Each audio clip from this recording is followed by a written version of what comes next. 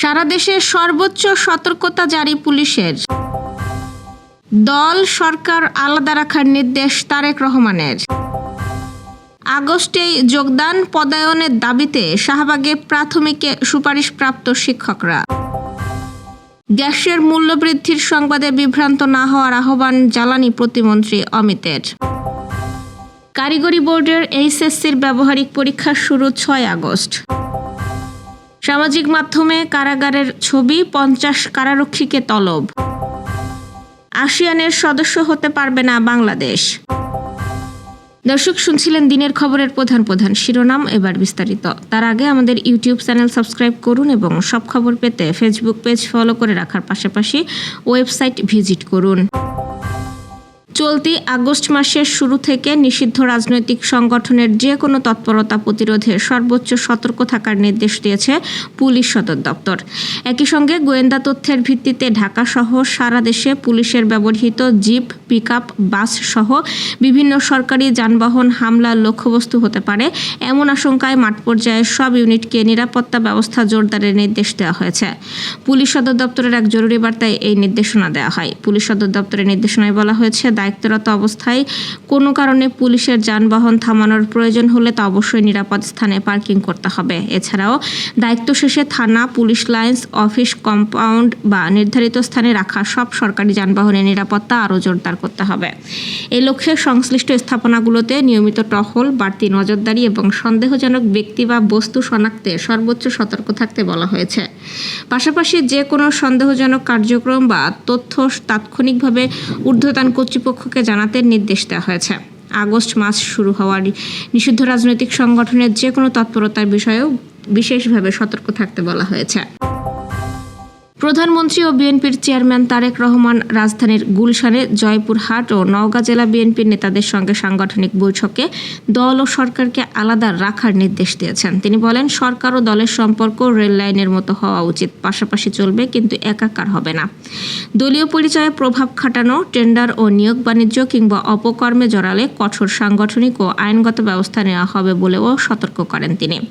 বৈঠকে স্থানীয় সরকার নির্বাচনে জনপ্রিয়তার ভিত্তিতে প্রার্থী বাছাই, তৃণমূলের কোন্দল নিরসন এবং সরকারের উন্নয়ন ও রাষ্ট্র সংস্কারের উদ্যোগ জনগণের দোরগোড়ায় পৌঁছে দেওয়ারও নির্দেশনা দেন তারেক রহমান। চলতি আগস্ট মাসেই যোগদান ও পদায়নের দাবিতে রাজধানীর শাহবাগে অবস্থান কর্মসূচি শুরু করেছেন সরকারি প্রাথমিক বিদ্যালয়ের সহকারী শিক্ষক পদে চূড়ান্তভাবে উত্তীর্ণ হয়ে সুপারিশপ্রাপ্ত শিক্ষকরা। আজ বেলা 11:30টার দিকে তারা এই কর্মসূচি শুরু করেন। দাবি আদায় না হওয়া পর্যন্ত তারা এই কর্মসূচি চালিয়ে যাওয়ার ঘোষণা দিয়েছেন। সকাল থেকে সুপারিশপ্রাপ্ত সহকারী শিক্ষকরা ঢাকা বিশ্ববিদ্যালয়ের কেন্দ্রীয় কারাগারের সামনে জড়ো হতে শুরু করেন। বেলা 11টার দিকে সেখান থেকে মিছিল নিয়ে শাহবাগ মোড়ে যান তারা। সেখানে পুলিশের বাধার মুখে রাস্তার এক পাশে অবস্থান নেন শিক্ষকরা।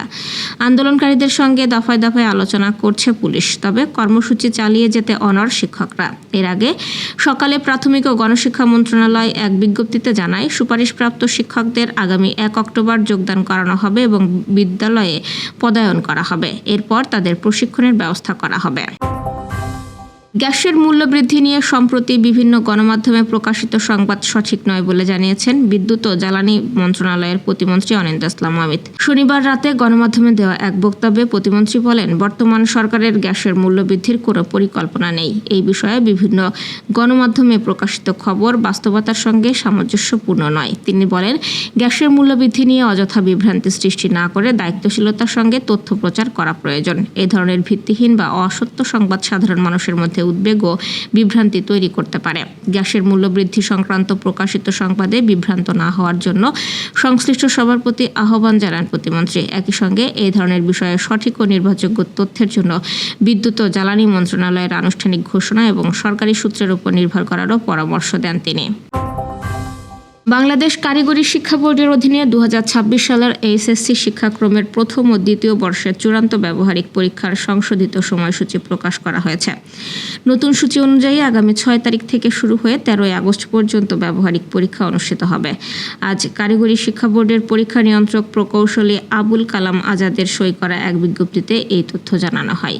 বিজ্ঞপ্তিতে বলা হয়েছে, চট্টগ্রাম, কক্সবাজার, রাঙামাটি, খাগড়াছড়ি ও বান্দরবান সহ দেশের সব জেলায় নতুন সময়সূচি অনুযায়ী ব্যবহারিক পরীক্ষা অনুষ্ঠিত হবে।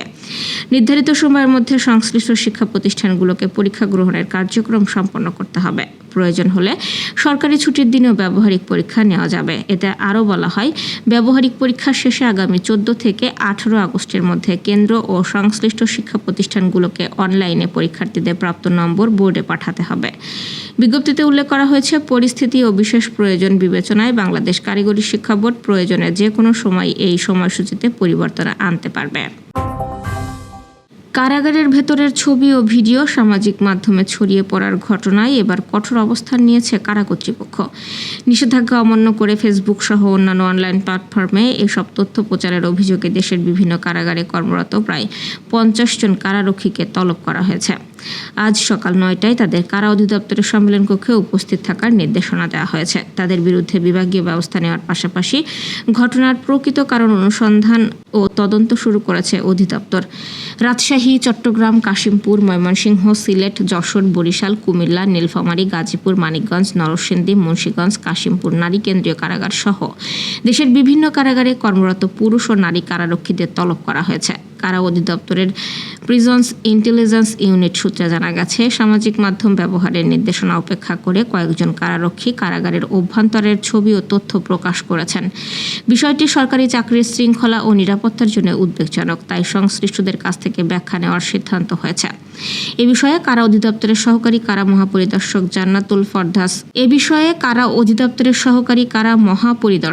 জান্নাতুল ফরহাদ জানান, সামাজিক যোগাযোগ মাধ্যমে ছবি ও ভিডিও পোস্ট করায় 50 কারারক্ষীকে তলব করা হয়েছে। ধাপে ধাপে তাদেরকে ডেকে জিজ্ঞাসাবাদ করা হবে এবং ব্যবস্থা গ্রহণ করা হবে। দক্ষিণ পূর্ব এশিয়ার আঞ্চলিক জোট আসিয়ানের সদস্য হওয়ার সম্ভাবনা কার্যত শেষ হয়ে গেছে বাংলাদেশের। আসিয়ানের মহাসচিব কাউ কিম হোর্ন জানিয়েছেন, জোটের বর্তমান সনদ অনুযায়ী ভৌগোলিক অবস্থানের কারণে বাংলাদেশ সদস্য হতে পারবে না। তিনি বলেন, পূর্ব তিমুরই হবে আসিয়ানের 11তম এবং শেষ সদস্য। এরপর নতুন কোনো দেশকে সদস্য করার পরিকল্পনা নেই। আসিয়ান সনদে স্পষ্টভাবে বলা হয়েছে, সদস্য হতে হলে দেশটিকে দক্ষিণ পূর্ব এশিয়ার ভৌগোলিক অঞ্চলের অন্তর্ভুক্ত হতে হবে। বাংলাদেশ দক্ষিণ এশিয়ার অবস্থিত হওয়ায় এই শর্ত পূরণ করছে না, ফলে সনদ সংশোধন না হলে বাংলাদেশের সদস্য হওয়ার সুযোগ নেই। বাংলাদেশ দীর্ঘদিন ধরে আসিয়ানে যোগ দেওয়ার আগ্রহ প্রকাশ করে বিভিন্ন কূটনৈতিক উদ্যোগ নিলেও ভৌগোলিক সীমাবদ্ধতাই এখন সবচেয়ে বড় বাধা হয়ে দাঁড়িয়েছে। দর্শক, এ ছিল দুপুরের আয়োজন। সন্ধ্যার খবর দেখার আমন্ত্রণ রইল। এতক্ষণ সাথে থাকার জন্য ধন্যবাদ।